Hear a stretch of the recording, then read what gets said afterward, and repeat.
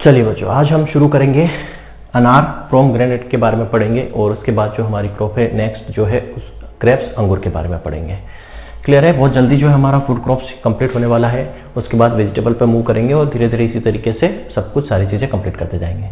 तो पोमेग्रेनेट के बारे में थोड़ा सा समझते हैं यहाँ पे कि पोमेग्रेनेट जो है क्या है। इसका जो फ्रूट आपने देखा होगा ना, कुछ इस तरीके से होता है।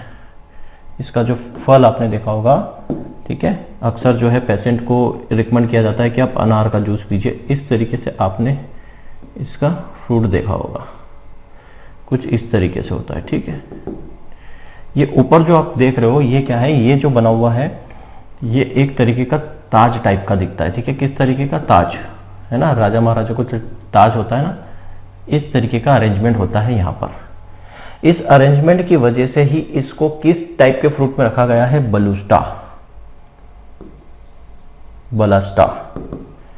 ठीक है, बलस्टा के अंदर रखा गया है। ठीक है, तो इस प्रकार का जो अरेंजमेंट होता है, ताज टाइप का अरेंजमेंट होता है इसके ऊपर, उसी की वजह से इसको कहा कि इसका जो फ्रूट टाइप है या जो फल प्रकार है वो क्या है? बलस्टा है। ठीक है, ये समझने वाली बात है। ठीक है, इसमें हम क्या खाते हैं इसका? तो जूसी जो सीड कोड होता है, जो सीड होते हैं जिसके अंदर जूस भरा रहता है, वो हम यहाँ पे जनरली खाते हैं। ये हेल्थ पर्पज के लिए बहुत यूजफुल है। जैसे कि जो कुष्ठ रोग होता है, लेप्रोसी डिजीज होता है, उसमें इसका इस्तेमाल किया जाता है। खांसी अगर होती है तो उसके लिए इसमें रिकमेंड किया जाता है कि आप खांसी है तो आप अनार का जूस पीजिए। और अक्सर जनरली जो पेशेंट होते हैं हॉस्पिटल में एडमिट होते हैं तो जनरली उनको जो जूस पिलाया जाता है वो जनरली जो है पोमेग्रेनेट का ही होता है। ठीक है, जैसे मधुमेह के लिए बात करें तो करेला और जामुन, जो हमारी बोलते ना जिसको शुगर डिजीज होती है, उनको रिकमेंड किया जाता है कि आप करेला का जूस पीजिए, जामुन खाइए। ठीक है, और जो कैंसर है उसके लिए ऑनियन और गार्लिक का जो है जूस, या बोल सकते हैं कि ऑनियन और गार्लिक जो है वो रिकमेंड किया जाता है कि जिनको कैंसर है उनके लिए ऑनियन और गार्लिक आप ज्यादा से ज्यादा खाइए। क्लियर है? तो पोमेग्रेनेट में बेसिक इंट्रोडक्शन जो है, सारी चीजें जो बेसिक इंफॉर्मेशन है जो हर क्रॉप में हम पढ़ते हैं वो सारा हमें डिस्कस करना है। जैसे सबसे पहले बात करें यहाँ पे इसका बॉटनिकल नेम क्या है, तो पोमेग्रेनेट का बॉटनिकल नेम इसके नाम के ऊपर ही है। अगर आप अनार पढ़ोगे तो आप बॉटनिकल नेम याद नहीं कर पाओगे, लेकिन अगर पोमेग्रेनेट पढ़ोगे तो नाम आप इजीली याद कर पाओगे। नाम क्या है इसका? पुनिका ग्रेनेटम। तो अगर आपने पोमेग्रेनेट याद किया तो ग्रेनेट से ग्रेनेटम याद रख सकते हो। तो क्या आ जाएगा यहाँ पे? पुनिका ग्रेनेटम। ठीक है, तो कुछ चीजें ऐसी होती है जो इंग्लिश से याद रखी जा सकती है, कुछ चीजें ऐसी है जो हिंदी से इजीली याद रखी जाती है। ठीक है, हिंदी में पढ़ने से ये रहता है कि उसका मीनिंग समझने में थोड़ी सी आसानी होती है। तो नाम क्या है? पुनिका ग्रेनेटम।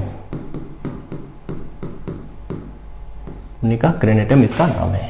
फैमिली की बात करें तो फैमिली भी आप इसी से याद रख सकते हैं। इसकी फैमिली, या हम बोले हिंदी में कुल, इसका परिवार किस फैमिली से ये बिलोंग करता है, तो फैमिली क्या है इसकी? इसके नाम से। जो बॉटनिकल नेम आप पढ़ोगे पुनिका ग्रेनेटम, अब पोमेग्रेनेट से ग्रेनेटम आपने याद रख लिया और पुनिका से फैमिली याद आ जाएगी पुनिकेसी। क्या हो जाएगी इसकी फैमिली?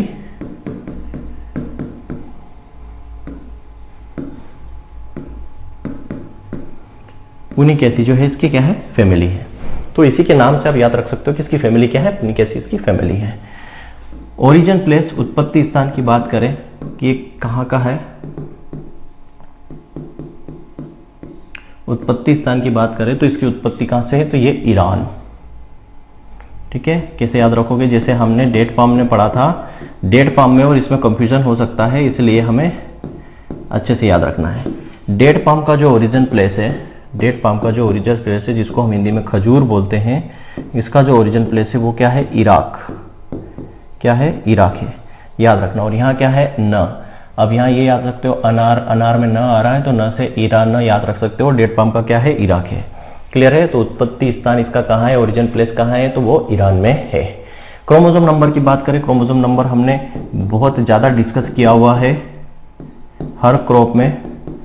ठीक है, तो ये हमने डिस्कस किया था पोमेग्रेनेट का जब हमने सिट्रस फ्रूट पढ़ा था कि जो पोमेग्रेनेट का भी कितना होता है क्रोमोसोम नंबर, वो होता है 18। और किसका होता है? सिट्रस ग्रुप, जितने भी सिट्रस के अंदर नींबू वर्गीय फल आते हैं वो सारे के सारे क्रोमोसोम नंबर 18 में है, पपीता 18 है, और हमने पढ़ा था जितनी भी कोल क्रॉप है, कॉलीफ्लावर, केबेज वगैरह, उनका भी क्रोमोसोम नंबर क्या है, 18 है, 18 है। ठीक है, तो इजीली आप याद रख सकते हो। जब यहां आप पढ़ते हो तो इसके साथ बाकी और किन किन क्रॉप का क्रोमोसोम नंबर क्या है वो भी डिस्कस कर सकते हैं, तो उससे थोड़ा सा याद रखने में ईजी हो जाता है।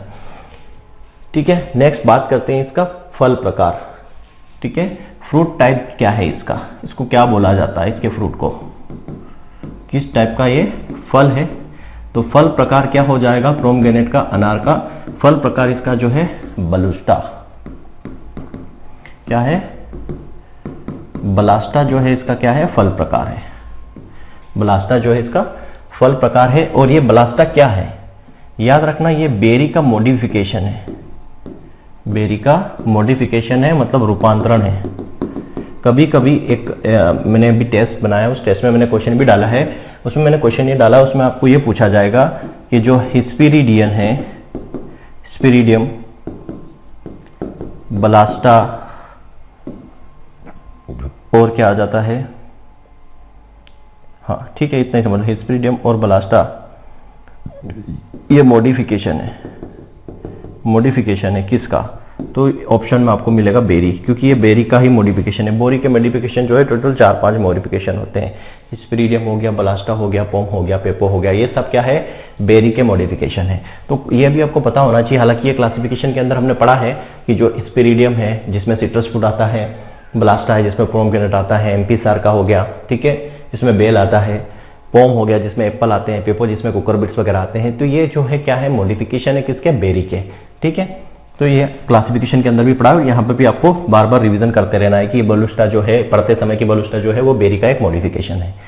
इडेबल पार्ट क्या है इसका, खाने योग्य भाग। इडेबल पार्ट की बात करें, इडेबल पार्ट या खाने योग्य भाग, खाने योग्य जो भाग है इसका वो क्या है, तो इसका जो खाने योग्य भाग है वह जूसी सीड कोट।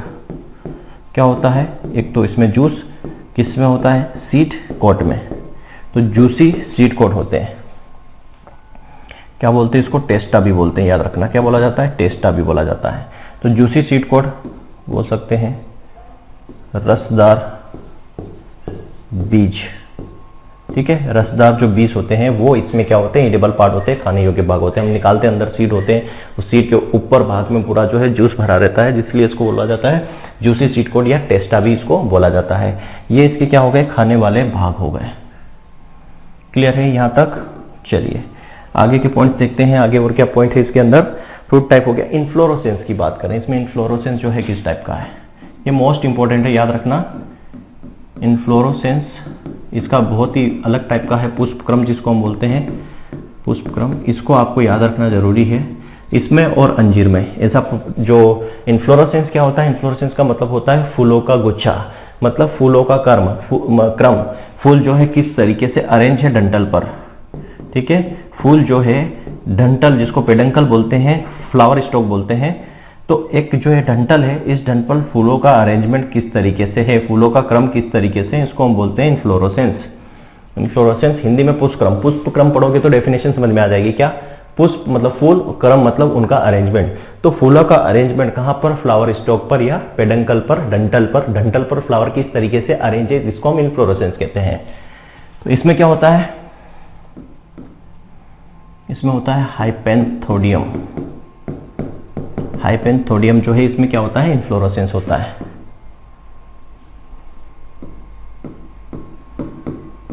हाइपेंथोडियम जो है, हाइपेंथोडियम जो है क्या है, ये पोमेग्रेनेट के साथ किस किस का होता है, अंजीर का भी होता है, याद रखना। जो अंजीर होता है, फिग, उसका भी इन्फ्लोरोसेंस क्या होता है, यही होता है हाइपेंथोडियम, याद रखना। जो इन्फ्लोरोसेंस होता है पोमेग्रेनेट का, अनार का, वो क्या है, हाइपेंथोडियम है। और यही जो है अंजीर या जो फिग होता है उसका भी इन्फ्लोरोसेंस हाइपेंथोडियम ही होता है। ये मोस्ट इंपॉर्टेंट है। क्लियर है, ये इन्फ्लोरेसेंस की चर्चा की हमने। इन्फ्लोरेसेंस के बाद हम बात करेंगे यहाँ पे कि इसके अंदर जो है वो शोरनेस किसकी वजह से पाया जाता है। ठीक है, इसमें जो कसेलापन, जो शोरनेस पाया जाता है, शोरनेस या जिसको हम बोलते हैं कसेलापन जो होता है वो किस कारण से पाया जाता है, तो वो टेनिन की वजह से। ठीक है, किसकी वजह से, टेनिन कंटेंट की वजह से यहाँ पर क्या पाया जाता है, उसमें नेस या कसेलापन, थोड़ा सा कड़वाड़ाहटपन जो दिखता है वो इसी के कारण होता है। प्रोमग्रेनेट में जो रेड कलर होता है वो किस वजह से होता है?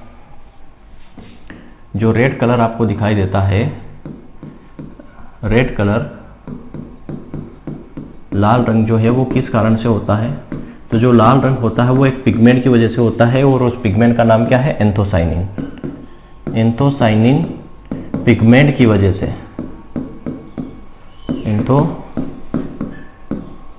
एंथोसाइनिन पिगमेंट की वजह से, वर्णक की वजह से क्या होता है? उसका जो रंग है वो लाल कलर का होता है। जैसे कि हम ऑरेंज में पीला कलर पढ़ते हैं, कैरोटीन की वजह से होता है, ठीक है। पपाया के अंदर पीला कलर कैरिका जिंथिन की वजह से होता है। तो ये पिगमेंट होते हैं। और पिगमेंट बनते कैसे हैं? पिगमेंट बनते हैं जब हम क्या करते हैं, जब पिगमेंट कैसे बनते हैं? प्रोटीन एमिनो एसिड से बनता है। तो एमिनो एसिड किससे बनता है? कई सारे कोडॉन होते हैं, और ये कोडॉन कैसे बनते हैं? तो डीएनए से एमआरएनए क्या ले जाता है? ट्रांसफर करता है। एमआरएनए क्या ले जाता है? प्रोटीन, ठीक है। इधर से जो टीआरएनए होता है वो एंटीकोडॉन को ले जाता है। कहां पे? आरआरएनए के पास। एंटीकोडॉन क्यों? क्योंकि जो एमआरएनए लेके आ रहा है प्रोटीन को, तो एंटीकोडॉन क्या करेगा? उस कोड को ब्रेक करेगा। एंटीकोडॉन मतलब कोडॉन को ओपन करेगा, और वहां से जो सेट बनते हैं, एडेनिन ग्वानिन, ये adenine guanine thymine, adenine guanine thymine, इस तरीके के कोड बनते हैं। और इन्हीं कोड से क्या बनते हैं? पिगमेंट। इसलिए हर एक पिगमेंट के लिए अलग अलग कोडॉन काम करते हैं, ठीक है। जेनेटिक्स के अंदर हम इसको पढ़ेंगे। तो ये जो है रिस्पॉन्सिबल होते हैं कलर्स के लिए अलग अलग। जैसे लाइकोपिन, जो टोमेटो का लाल रंग लाइकोपिन की वजह से होता है। तो लाइकोपिन एक पिगमेंट है, वर्णक है, जो बनता कैसे है? तो इस तरीके से बनता है। एमिनो एसिड में कई सारे कोडॉन होते हैं।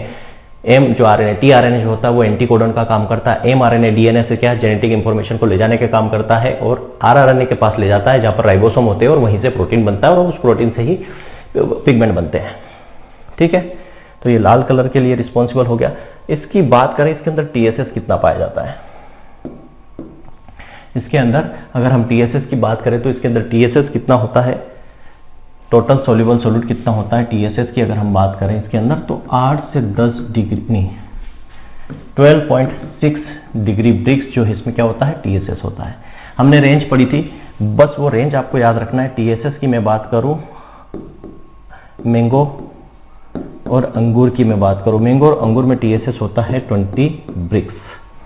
मैंने बताया था अमरूद में, अमरूद मतलब गुआवा में कितना होता है? 8 से 10 ब्रिक्स।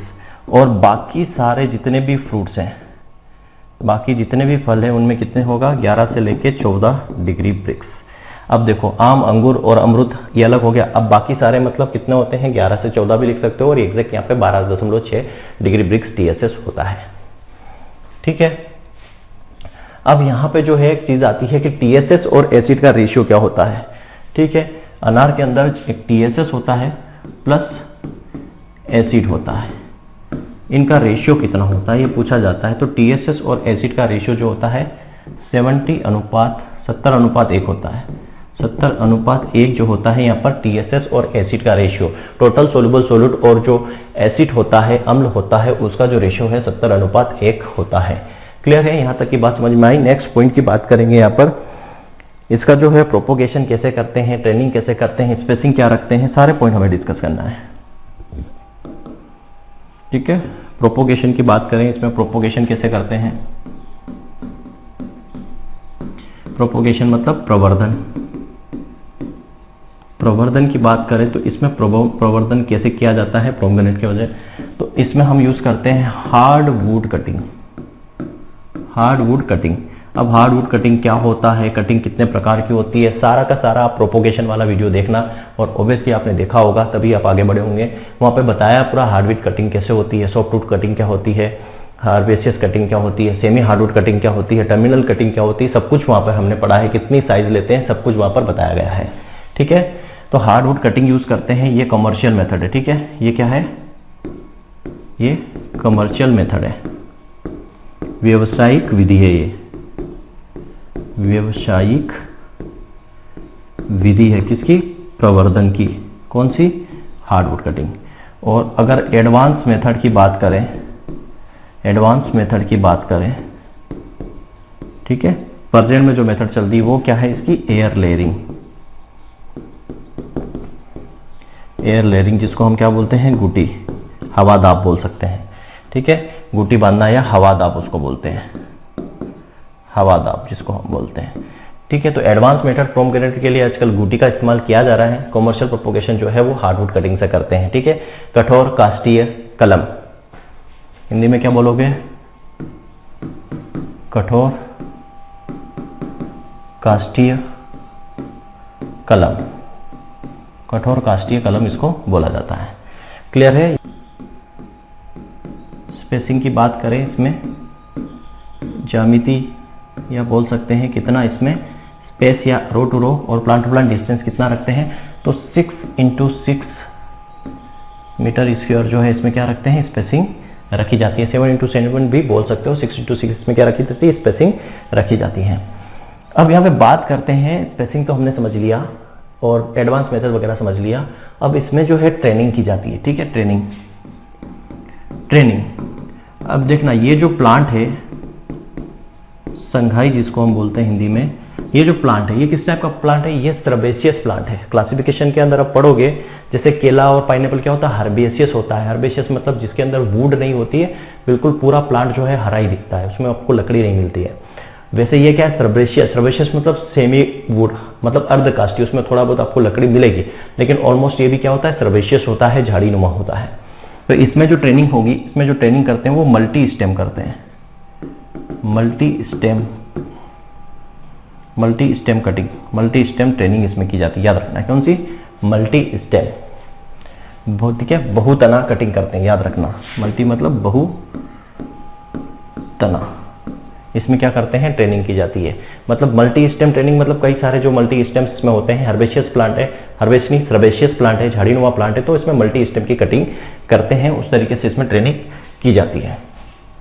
क्लाइमेट की बात करें, इसमें किस तरीके का क्लाइमेट इसको रिक्वायर्ड है? जलवायु की बात करें तो जलवायु कैसी चाहिए इसको? तो सब ट्रॉपिकल क्लाइमेट का ये प्लांट है। मतलब समशीतोष्ण जलवायु का ये क्या है? पौधा है। अब समशीतोष्ण का है मतलब सीधे से समझ में आ रही है, समशीतोष्ण का है मतलब यहाँ पे हमें क्या चीज समझनी है? अब यहाँ पे मैंने बताया था कि अगर ये समशीतोष्ण का है तो इसको टेम्परेचर कितना चाहिए? ऑप्टिमम टेम्परेचर चाहिए 28 से लेके 35 डिग्री सेल्सियस। ठीक है, 28 से 35 में टेम्परेचर चाहिए। क्लियर है? सब ट्रॉपिकल का है मतलब यहाँ पर रेस्पिरेशन क्या होगा? नॉन क्लाइमेट्रिक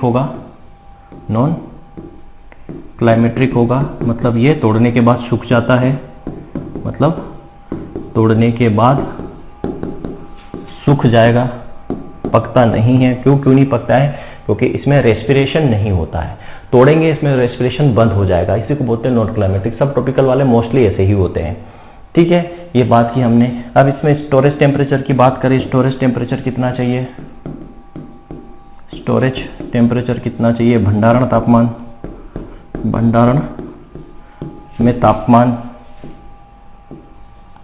तापमान कितना चाहिए? तो मैंने बताया था कितना, सब ट्रॉपिकल वाले में 5 से 8 चाहिए, तो इसको चाहिए 5 डिग्री सेल्सियस टेम्परेचर चाहिए स्टोरेज के टाइम पर। क्लियर है? अब ये जो है फ्रूट जो है ये कहाँ यूज होता है? तो ये हमने बताया था किन रोगों में, तो लेप्रोसी यूज फॉर, कहाँ उपयोग होता है? लेप्रोसी डिजीज में इसका इस्तेमाल किया जाता है। कुष्ठ रोग में, जो कुष्ठ रोग होते हैं उसके निवारण के लिए, और खांसी उसके लिए इसका इस्तेमाल किया जाता है। और मैं बताऊं तो एनीमिया जो अरक्तता है, अक्सर जो है फीमेल में देखने को मिलती है। तो ये 3 डिजीज है जहां पर स्पेशली जो है अनार का जूस पीने का रिकमेंड किया जाता है। तो लेप्रोसी डिजीज में यूज होता है, खांसी में यूज होता है, और एनीमिया अरक्तता जो रक्त की कमी हो जाती है जनरली फीमेल्स में होती है at the time of pregnancy, तो वहां पर यह रिकमेंड किया जाता है कि आप जो है अनार का जूस आप पीजिए। क्लियर है? ठीक है, यहां तक सारी चीजें क्लियर है। नेक्स्ट अब हम बात करेंगे, यहाँ पर नेक्स्ट पॉइंट जो है हमारा क्या है?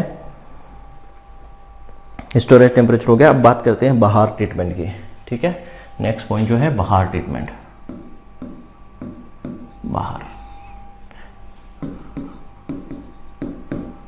अब इसमें जैसे हमने किसमें पढ़ा था? अमरूद में, गुआवा में पढ़ा था, वैसे इसमें भी क्या होती है? 3 बहार होती है।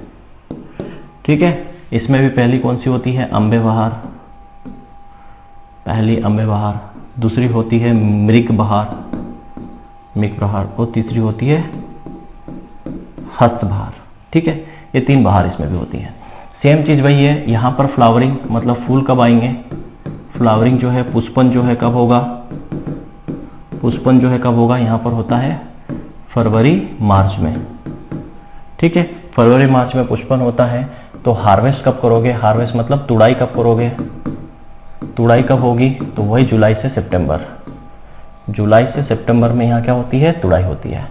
ठीक है, मृग बहार की बात करो तो मृग बहार में क्या आ जाएगा, जून जुलाई में यहाँ पर क्या करेंगे, जून जुलाई में यहाँ पे फ्लावरिंग आएगी। हार्वेस्टिंग कब करेंगे, नवंबर से जनवरी में, नवंबर से जनवरी में हार्वेस्टिंग करेंगे। देखो एग्जाम में जरूरी नहीं कि एग्जैक्ट मंथ यहाँ दिया हो, एग्जैक्ट मंथ हो सकता है यहाँ पर जुलाई अगस्त दे दे, यहाँ पे अक्टूबर नवंबर दे दे, एक आध महीना आगे पीछे देगा, ऑप्शंस के अकॉर्डिंग आपको जाना पड़ेगा। ठीक है, यहाँ आ जाएगा सितंबर अक्टूबर में फ्लावरिंग आएगी, किसमें, हस्त बहार में, और यहाँ पे फरवरी मार्च में हार्वेस्ट करेंगे। अब यहाँ पे बात क्या आती है कि इनमें से जो है सबसे बेस्ट बहार कौन सी होती है। जैसे गोवा के अंदर पढ़ा था, गोवा के अंदर जो मृग बहार है वो सबसे बेस्ट होती है, जो मृग बहार होती है वो सबसे अच्छी होती है। क्यों, क्योंकि उसमें अम्बे बहार में क्या होता है, फल मक्खी की बहुत ज्यादा समस्या रहती है। कहां पर, गोवा के अंदर अमरूद की बात कर रहा हूं, अमरूद में जो अम्बे बहार होती है उसमें फल मक्खी जो होती है, फ्रूट फ्लाई होती है, उसका अटैक बहुत ज्यादा होता है, इसलिए वहां पर मृग बहार जो है वो उसमें फल मक्खी का प्रकोप नहीं होता है, उसमें फलों की क्वालिटी अच्छी होती है। हस्त बहार में क्या होता है, वहां पर हस्त बहार में जो फल होते हैं वो मीठे नहीं होते हैं, स्वादिष्ट नहीं होते हैं, इसलिए मृग बहार वहां पर बेस्ट मानी जाती है। यहां पर क्या है, उल्टा है, यहां पर जो है बेस्ट कौन सी है, मृग बहार। ये मृग बहार जो है वो बेस्ट है, याद रखना, मृग बहार जो है बेस्ट है। ये पूछा जाएगा क्वेश्चन के निम्न में से कौन सी बहार सबसे सर्वोत्तम है, उपयुक्त है, तो अम्बे बहार जो है वो सबसे बेस्ट किसमें, पोमग्रेनेट में। मृग बहार क्यों नहीं है, मृग बहार में समस्या क्या आती है, देखो यहाँ पे फल फटने की समस्या रहती है, फ्रूट क्रैकिंग की प्रॉब्लम है, फ्रूट क्रैकिंग प्रॉब्लम्स होती है यहाँ पे। ठीक है, फल फटने की समस्या कहां पर, मृग बहार में, इसीलिए ये यहां पर अच्छा नहीं है। लेकिन राजस्थान में फिर भी मृग बहार अच्छी है, याद रखना, ये जो बहार है ना ये राजस्थान के लिए अच्छी है, ये जो है राजस्थान के लिए बेस्ट है। राजस्थान में यही इसी से फल लिए जाते हैं, मृग बहार से ही फर्स्ट लिए जाते हैं। लेकिन ओवरऑल देखा जाए तो मृग अम्बे बहार जो वो बेस्ट है, क्योंकि उसमें फल फटने की समस्या नहीं होती है, इसलिए वो बेस्ट मानी जाती है, उसके फल की क्वालिटी वगैरह सब अच्छी होती है। मृग बहार में फल फटने की समस्या सबसे ज्यादा होती है। क्लियर है, ये चीज आपको ध्यान रखना। हस्त बहार में वही समस्या है, फल अच्छे मीठे नहीं होते हैं और फल की क्वालिटी उतनी अच्छी नहीं होती है। तो यहां पर बेस्ट कौन है, अम्बे बहार। ठीक है, चलिए ये बाहर हो गया। अब ये फल फटने की समस्या, इसको कंट्रोल कैसे करेंगे, फल फटने की अगर समस्या है, फल फटने की समस्या है तो वहां पर इसको कंट्रोल कैसे करेंगे, अगर फल फटने की समस्या है तो ओके। फल फटने की समस्या अगर है तो यहां पे कंट्रोल किससे करते हैं, फल फटने की समस्या को, फल फटने की समस्या को कंट्रोल करते हैं टूपोडी से। ठीक है, किससे करेंगे, टूपोडी से करेंगे।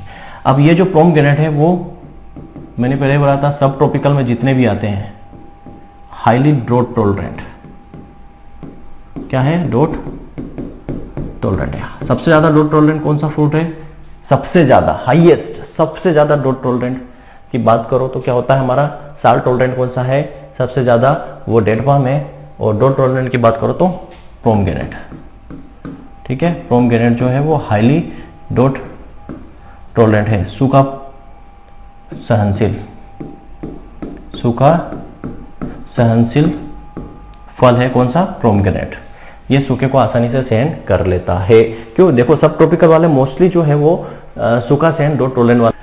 चलो, तो ये हाईली डॉट टॉलरेंट होता है, मतलब क्या है कि सूखे के प्रति काफी सहनशील होता है पोमग्रेनेट। जितने भी सब ट्रॉपिकल वाले फ्रूट्स हैं, सब ट्रॉपिकल मतलब जिनमें ऐसे फ्रूट आते हैं जो स्वाद में थोड़े से खट्टे होते हैं और क्या होते हैं, थोड़े से उसमें बिटरनेस या कड़वाहटपन पाई जाती है। ठीक है, तो ऐसे जो फ्रूट होते हैं वो जनरली डॉट टॉलरेंट होते हैं। जैसे हमारा बेर हो गया, आंवला हो गया, पोमग्रेनेट हो गया, डेट पाम हो गया, ये सारे जो है क्या है, डॉट टॉलरेंट और साल्ट टॉलरेंट फ्रूट होते हैं। अब जो पोमग्रेनेट है, पोमग्रेनेट के अंदर क्या पाई जाती है, हेटेरोस्टाइली पाई जाती है, हेटेरोस्टाइली। ठीक है, हेटेरोस्टाइली पाई जाती है,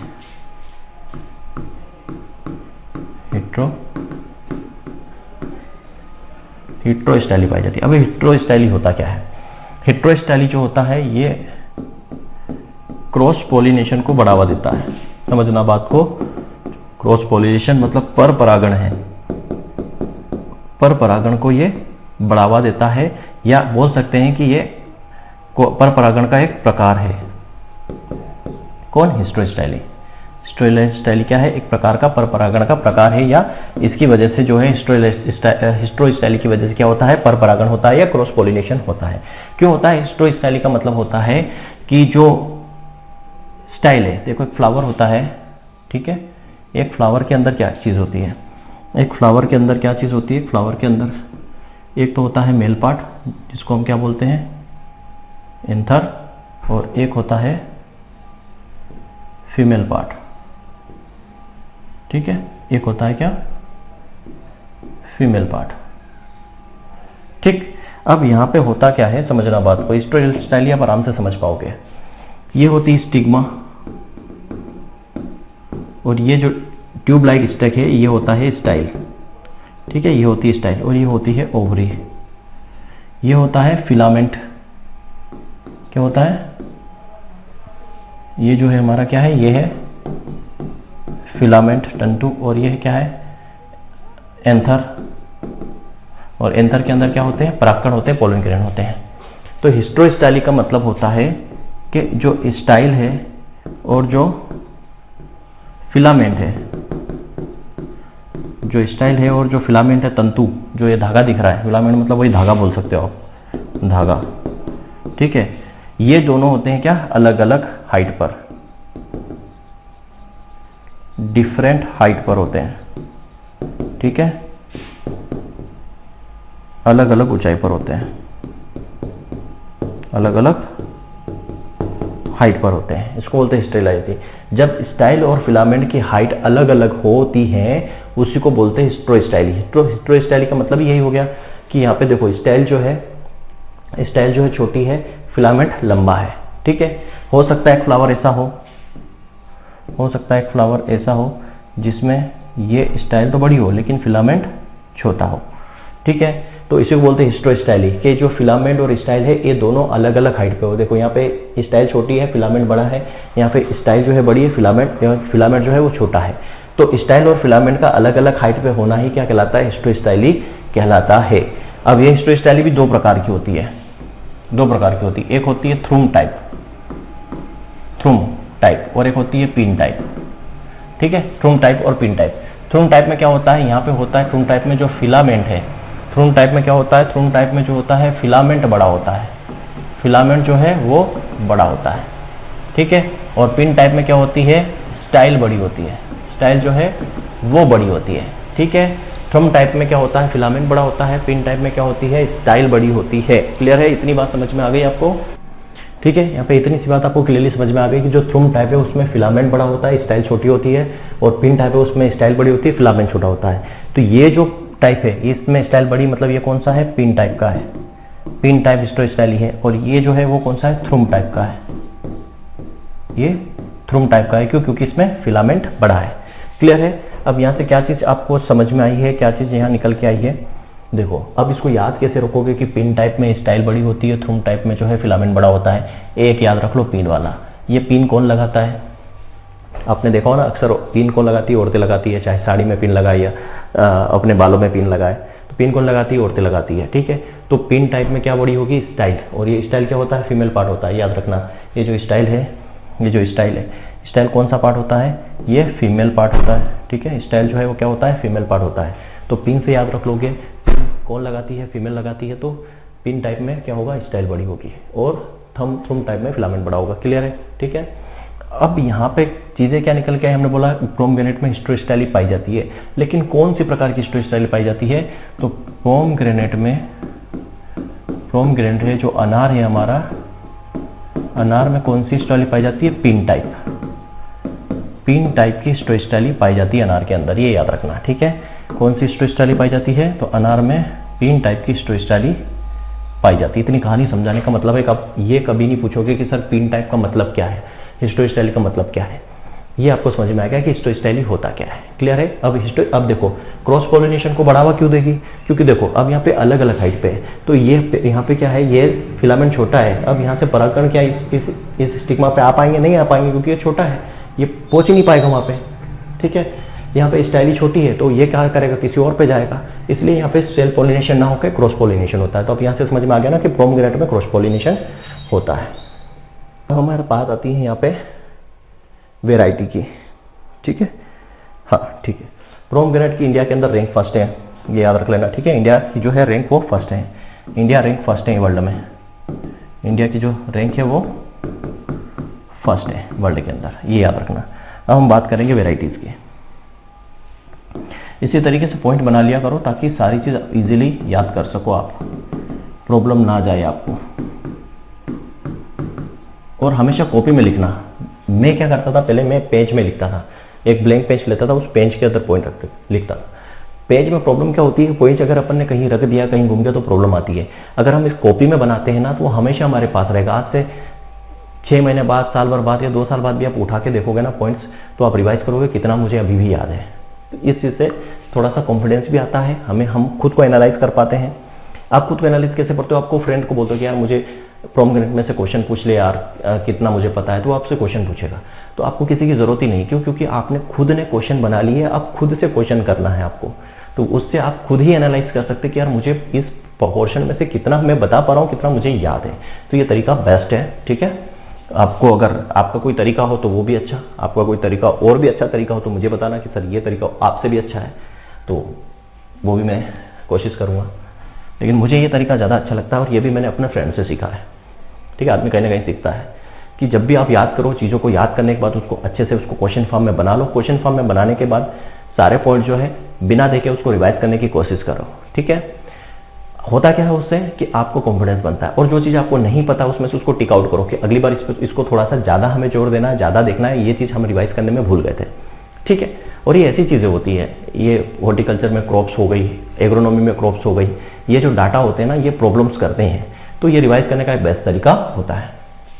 वेराइटीज की बात करें यहाँ पे, तो वेराइटीज यहाँ पे बहुत सारी है। सबसे फेमस वेराइटी में बात करूं यहाँ पे होती है गणेश। ये जो गणेश वेराइटी है, ठीक है, ये जो गणेश वेराइटी है, इसने क्या लाया था, महाराष्ट्र के अंदर रिवोल्यूशन, क्रांति ला दी थी। याद रखना, ये महाराष्ट्र की है और महाराष्ट्र के अंदर क्रांति ला दी थी इसने। महाराष्ट्र के अंदर एक तरीके का बाढ़ ला दी, क्रांति ला दी थी किसकी, पोमग्रेनेट की। तो पूछा जाए क्वेश्चन कि भारत के अंदर या महाराष्ट्र के अंदर अनार की क्रांति के लिए कौन सी वेराइटी, कौन सी किस्म फेमस है, तो गणेश जो है वो क्रांति के लिए रिस्पॉन्सिबल है। इसने अनार की क्रांति ला दी थी पूरे भारत के अंदर या महाराष्ट्र के अंदर। ठीक है, गणेश। और ये गणेश जो बनी है ये आलंदी, ठीक है, ये आलंदी से चयन करके बनाई गई है। आलंदी से चयनित वैरायटी है ये, आलंदी से चयनित करके इसको बनाया गया था। क्लियर है। आलंदी जो है ये जो वैरायटी है इसमें फल फटने की समस्या नहीं होती। आलंदी में फल फटने की समस्या नहीं होती। ये जो आलंदी है इसमें फल फटने की समस्या नहीं होती। आलंदी में फल फटने की समस्या नहीं होती, फ्रूट क्रशिंग की समस्या नहीं होती, और उसी से सिलेक्ट करके गणेश वैरायटी को बनाया गया है। दूसरी एक वैरायटी है भगवा, भगवा वैरायटी, ठीक है, ब्राइट कलर की होती है, ब्राइट रेड कलर की, इसको सिंदूरी भी बोलते हैं। ठीक है, भगवा मतलब सिंदूर कलर का होता है, और इसको जय महाराष्ट्र भी बोलते हैं, जय महाराष्ट्र भी बोलते हैं, और बहुत फेमस वैरायटी है, क्वेश्चन यहां से पूछा जाता है। ठीक है, इसके बाद है एक मृदुला, अर्का Mridula, Mridula,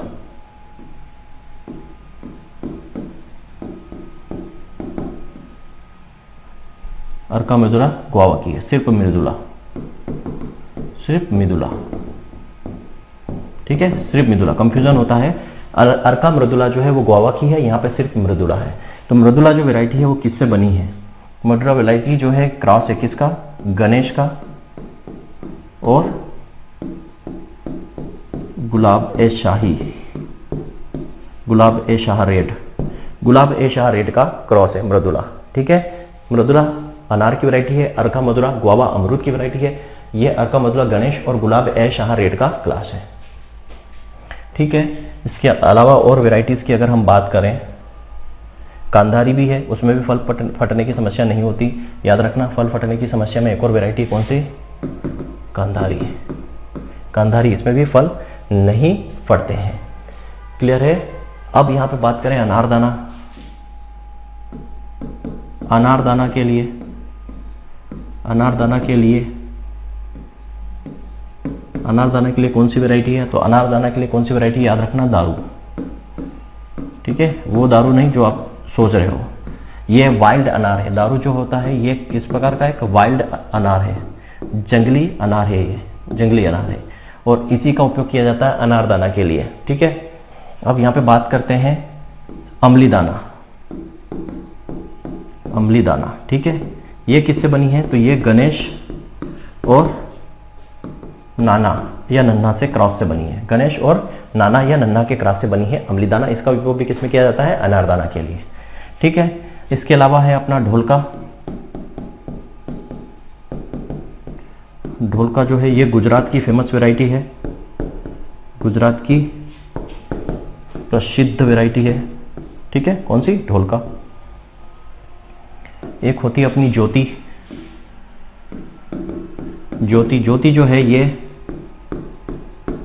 basin seedless into Dholka की क्रॉस है। तो यहां से एक चीज और आपको क्या समझ में आई कि बेसिन सीडलेस किसकी वैरायटी है, पोमेग्रेनेट की। ठीक है, बेसिन सीडलेस किसकी वैरायटी है, पोमेग्रेनेट की वैरायटी है। क्लियर है यहां तक। और कोई वैरायटी हो तो देख लीजिए। अमलीदाना हो गया, ढोलका हो गया, ज्योति हो गई, बेसिन सीडलेस हो गई, ढोलका हो गई, अमलीदाना हो गया, गणेश हो गया, आलंदी हो गया, कांधारी हो गया, ऑलमोस्ट सारी। और भी कुछ आपके नोट्स में मिल जाएगी, उसको अच्छे से पढ़ लेना। ठीक है, अब यहाँ पे कुछ हम इंसेक्ट पेस्ट की बात कर लेते हैं।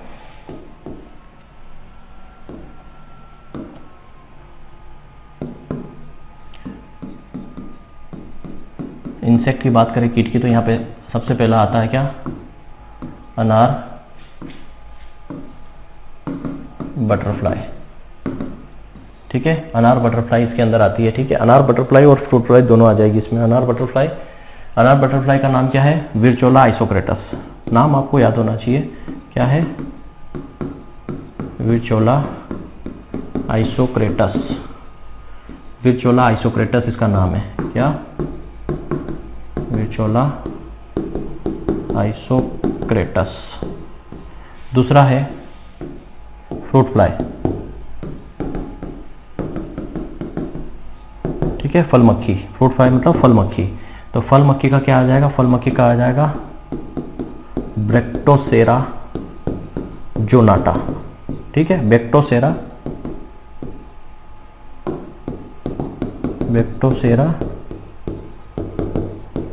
जोनाटा, ये हो गया। अब इसमें डिजीज की बात करें तो डिजीज क्या लगती है, रोग जो लगता है वो क्या लगता है, वो लगता है विल्ट, या sorry bacterial blight. Bacterial blight लगता है। ठीक है, नाम क्या उसका, ज़ैंथोमोनास कंपेस्ट्रिस, और वैरायटी क्या आ जाएगा, पुनेसी। ठीक है, ज़ैंथोमोनास वैरायटी पुनेसी। पुनेसी जो है, पुनेसी से आप याद रखो बैक्टीरियल ब्लाइट है। अब इसमें डिसऑर्डर क्या है, डिसऑर्डर तो एक ही आपको समझ में आया, क्या, फल फटने की समस्या। डिसऑर्डर में क्या आ जाएगा, फ्रूट क्रैकिंग, फल फटने की समस्या। और एक इसकी वजह से होती है बोरान की डिफिशियंसी से। और बोरान की डिफिशियंसी के लिए क्या यूज करते हैं, बोरेक्स यूज करते हैं, जिसमें कितना 11% बोरॉन होता है। ठीक है, इतना आपको पढ़ना है इसमें अनार के अंदर। और कोई पॉइंट हो तो मैं देख लेता हूं, और कोई पॉइंट नहीं है। ठीक है, इतना आपको करना है। वेराइटीज और देख लेना, बहुत सारी और वेराइटीज है, जैसे पेपर सेल होती है, सोप सीडेड वाली, वंडरफुल वेराइटी है। वंडरफुल जो होती है यूएसए से ली हुई वेराइटी है। तो ये सारी चीजें आपको याद रखना। दो और याद रख लेना जो इंपॉर्टेंट है, एक हो पेपर सेल और एक वंडरफुल। बाकी और आपके नोट्स में मिल जाएगी। पेपर सेल वंडरफुल भी इसी की वैरायटी है, इसको याद रखना। ये सॉफ्ट सीडेड वाली है और ये यूएसए से ली हुई है वंडरफुल। क्लियर है? तो ये फ्रॉम ग्रेनेट वाला पार्ट आपका कंप्लीट होता है। थैंक यू वेरी मच, मिलते हैं नेक्स्ट लेक्चर में।